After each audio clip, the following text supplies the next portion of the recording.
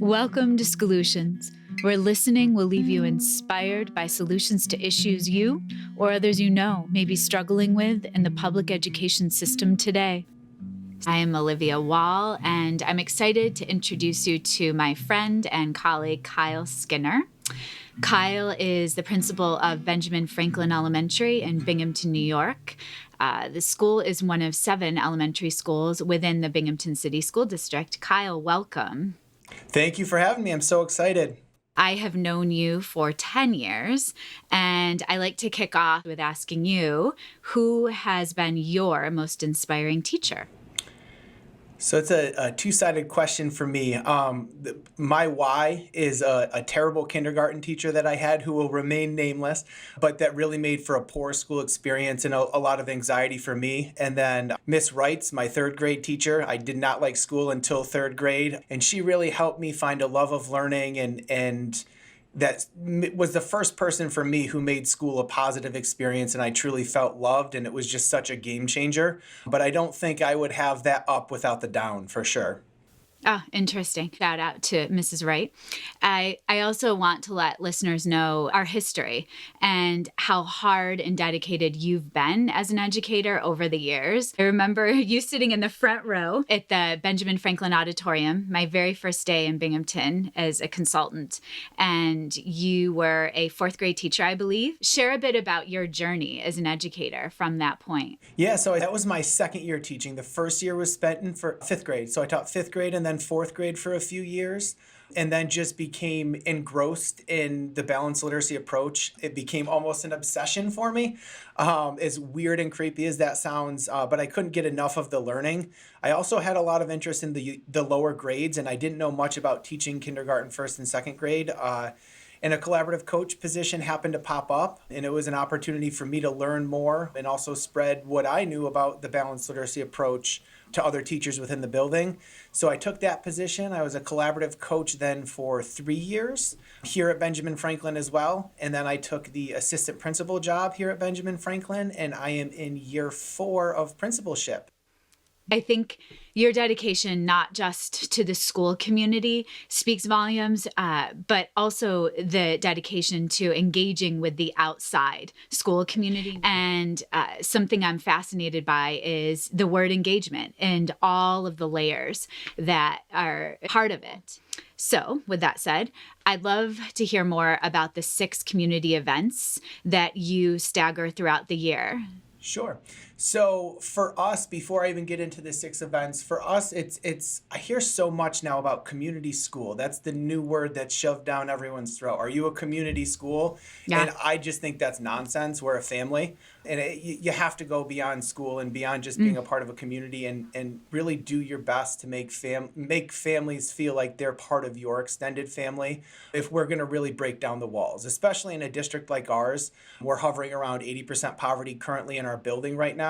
And what we find is a lot of families have had poor negative experiences with school. So our goal is to just flip the script and look at things totally differently and not shove curriculum down their throat. So the first night that we have is our curriculum night, but it's really a family barbecue. This year, because of COVID, it was all on our back. We have a big soccer field on the back lawn there. And we had music, there was dancing, we had a barbecue. My assistant principal and I grilled up hot dogs, and we served them with all our interventionists. Teachers were stationed around throwing footballs with kids, but also talking to parents and trying to get their ear about the curriculum and what the school year is going to look like. But the turnout was just massive, right? Like we got rid of the fact that parents were hesitant to come in and engage around curriculum, and instead we got them in and we just had fun, laid back conversations, and then curriculum starts to evolve out of those things. But it's really for us about building trust.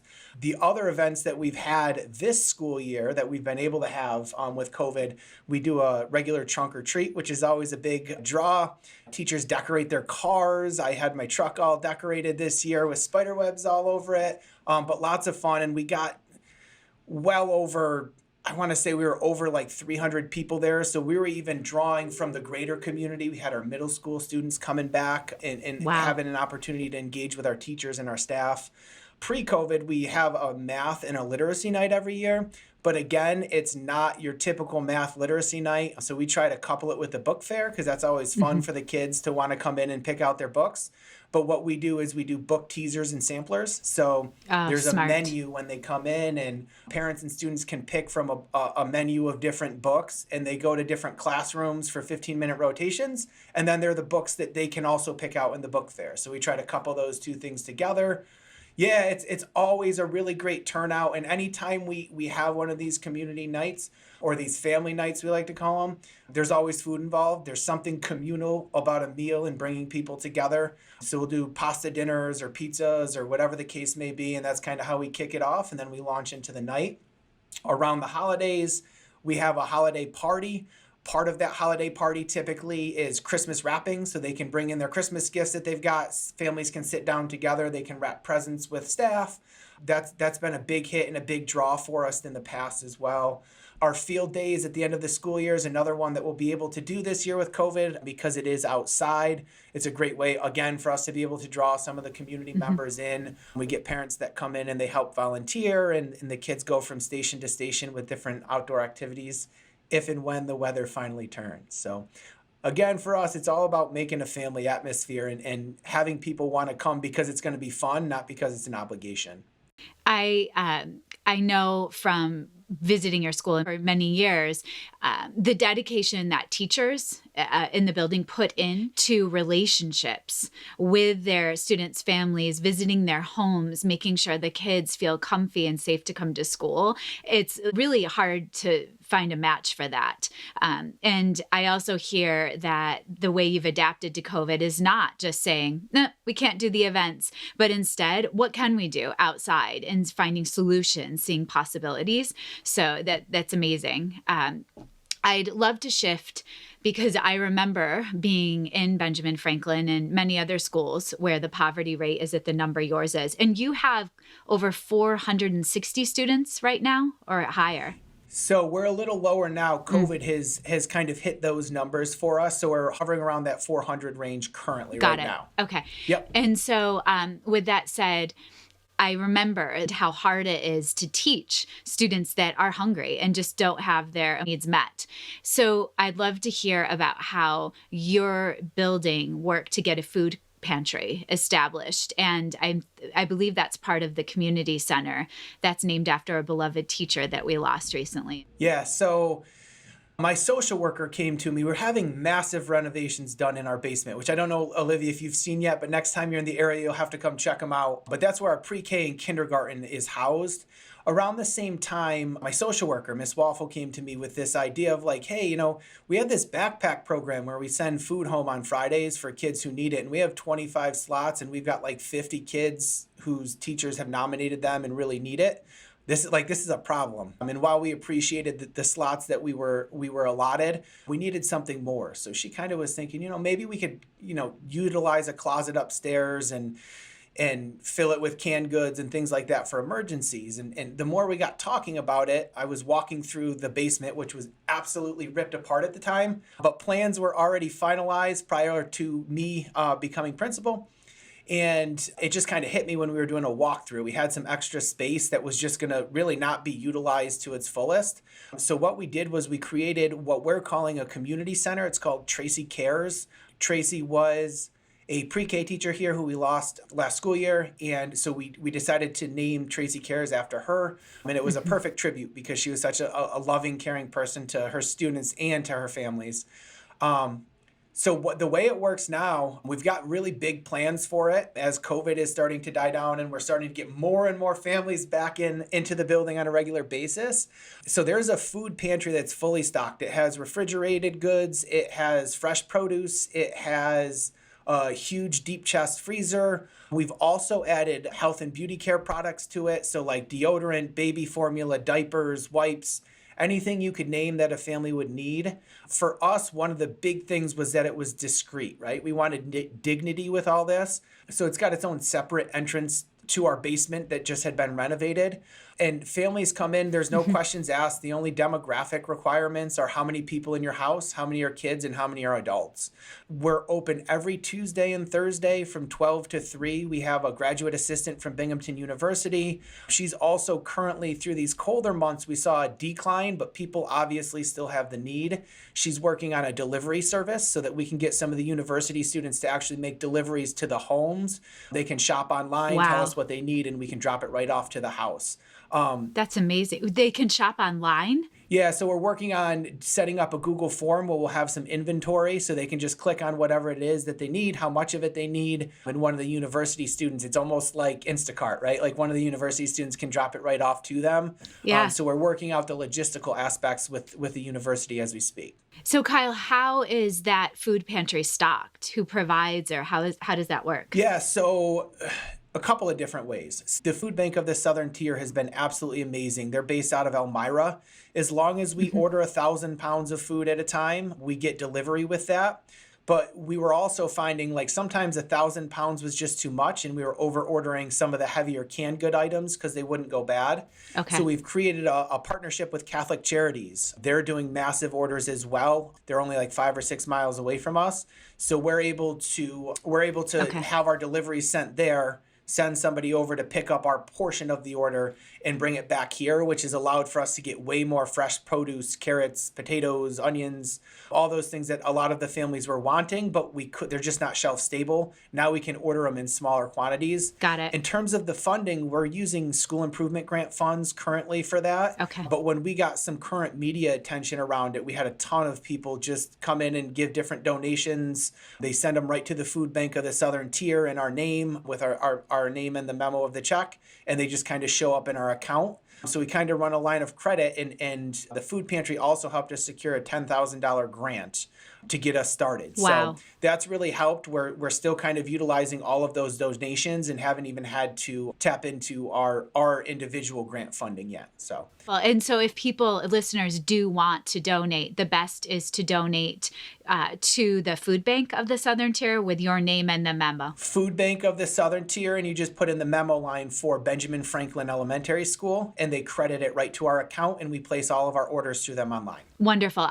In the community center, is that part of this? That families? It is, yeah. So attached to the actual food bank itself, we have a community center. Our goal, again, was to make it a really laid-back vibe. So it's like not like you're going to walk in and see desks and chairs. There's soft sofa seating type things, designed for school function, movable furniture. Our goal is to bring families in a really low pressure setting where they can just be themselves and be laid back, but put them in contact with people that can help them with whatever they need. We're currently working with a local realty company. They're going to come in and do some seminars on parents who are interested in purchasing homes, particularly in the Ben Franklin area and region, what their next steps are. A lot of our families may be eligible, but just don't know. So they're working and partnering with the local bank on a seminar of if you're ready, this is the process. And if you're not, let's talk about how we can help you with some savings and opening some savings accounts and that type of thing. We also plan on job fairs, college seminars, all of those types of things to go through down there. And our social worker has also been working a little bit on doing almost like a Chopped theme show once we can get back to normal a little bit. We have a kitchen right across the hall, so they can go shop in the food pantry, and we can teach them how they can make different meals with what we have available in the pantry. This is so inspiring. And I know you also, within that community center, provide free Wi-Fi, computer access. And so all of those jobs and the opportunities, there's great potential for them to work on job applications, as well as, I think you had said, online education programs as well. Yeah, our goal is to be the network for them, to get them enrolled in all of those things and use this center as a possibility to do that, as well as help with different job applications. I mean, we have amazing families here. We really do. Hardworking people, but they don't always, sometimes they need help getting placed in front of the right person, or some help with a resume or with a job application. And this is an opportunity for us to have a non-threatening way to get them through the door and provide them those supports. Fabulous. And the community center even offers laundry facilities, if I'm not mistaken. Yeah, so we got a donation. We're currently working on getting a stackable washer dryer that's connected. when we think of family, we think of feeling safe. And part of safety, especially these last few years, has been around health and feeling comfortable. I think it's amazing that Benjamin Franklin has an on-site clinic. Can you say a little bit about that? Yeah, so we're super fortunate. We've partnered with UHS, who's our local hospital chain here. Right in the building attached to our nurse's office, we have a nurse practitioner. She has about upwards of 90% of our students enrolled in the clinic. It's completely free of charge to all of the families. If they have insurance, they can bill the insurance, but there's no copay. So it doesn't take place of their doctor, but rather works alongside their doctor. And they're in the system. So they're able to pull up any notes. They can add notes to the doctor. My daughter goes to pre-K here. We thought she might have an ear infection. She was tugging on her ear. I was able to send her up, get looked at. It wasn't an ear infection, but if it was, they call in a prescription to the pharmacy right down the street. Everything is done for them here in the school. In addition to that, we also have a UHS mental health social worker who sees students and patients on a regular basis. So it's detached. It's not a part of the student's IEP. It's not a school social worker. They're simply housed out of here. But it's huge because for a lot of our families that don't have transportation, it's a whole day affair to go to downtown Binghamton to get to your appointment, right? You're taking multiple transfer buses. And if it's a whole day affair, you're not in school, right? Yes. So instead of missing the whole day of school, they're missing a half an hour to an hour of school, and they're right back in the classroom. But also when there's students dealing with trauma and other things, that person's here and available, right? So they can go right to the classroom, see them in their element and work through some of the hardships with the kids. And then we also have a dental clinic that's currently it's not active because of some COVID restrictions around ventilation, but they're actually just here the other day looking ready to re-implement things. Okay. They do cleanings and sealants, and they have different dentists that they can refer out to if a child has like a cavity or needs a dental procedure done. Wow. And so let me ask, did you reach out to UHS to establish this, or did UHS offer it to you? How did you make that connection? Yeah, so this has been a standing partnership before I was here, but it's been pretty much an equal partnership between UHS and Benjamin Franklin. We also have the same setup at one of our other 7 elementary schools as well. Theodore Roosevelt has a very similar clinic, and it's just invaluable. I can't even tell you how huge, especially with COVID, it's been. So they're trying to expand that as much as we can. I mean, with COVID, they were able to do different pop-up vaccine clinics. As soon as the vaccine was available, kids could get the vaccine. They also get their regular vaccines and flu shots right here in school. It keeps them in school so much longer. Shout out to Binghamton City School District, making it happen. It's fabulous. The last piece I'd really love to hear from you about is the BF Gents Club. I've been inspired by this club for years, and I know it's unfortunate we don't have Jeremiah Johnson with us right now, but a huge shout out, Jeremiah, and for what you do for children. Can you speak to what the club is about? I also want to acknowledge, I know it received an award from the New York State School Board Association, and I think that was in 2020. Yes. Yep. Yes. So, yeah, all the credit in the world. Jeremiah was our former physical education teacher who just accepted our athletic director position. So congratulations to him. And good for him. We're super happy for him. He's already doing great things here in the Binghamton School District with our athletic programs. But yeah, so we really saw a void that we had a lot of young men in the school who just didn't necessarily have direction. Some of them may or may not have had male role models in their lives. So Jeremiah helped reinvent this club that we had had a couple years prior and just took it to all new heights. So basically he would meet with students. We had 30 kids between 4th and 5th grade, and we would do various events and activities. Sometimes it's as simple as having a restorative circle where we sit all the kids down and we just talk about what does it mean to be a gentleman. Various different topics. We've had speakers from former athletes to the mayor of the city of Binghamton to our one of our local senators, and they've come in and done sorts of presentations. We've partnered with a charity, the Brandon Youngstrom Foundation, and they helped us with getting shirts and ties for all the kids. So the last year prior to COVID, we were able to work with BC Transit to get free transportation. We went to Outback Steakhouse with them. Many of them had not been to an actual restaurant like Beyond Fast Food for a lot of them. So leading up to it, we did a whole unit around what is proper, dinner etiquette. What is this going to look like? How are we going to act while we're there? They kind of did a ramped up place setting more than what you would typically get for chicken fingers. Yes. But they did like all of the silverware because we were teaching them about that and putting the napkin on your lap, all that good stuff. Right next door to Outback is Men's Warehouse. We brought them over there. They did a demonstration on Dress for Success and what does that look like. Different things that you would want to know if you're going to a job interview versus a nice dinner, those types of things. And then thanks to the foundation Wonderful. who donated the money, we were able to get each kid a shirt and tie set. And they would wear those every day that we would meet for BF Gents. They would wear their shirts and ties, and we had some dress pants and shoes and stuff donated. Wow. Kyle, I think that word engagement, it again, it has many layers. And the way that you as a leader establish a family and also support every member of that family in thriving. We all need different things to thrive. I can't thank you enough for your time. Thank you. Thank you for all you do. I appreciate you having me.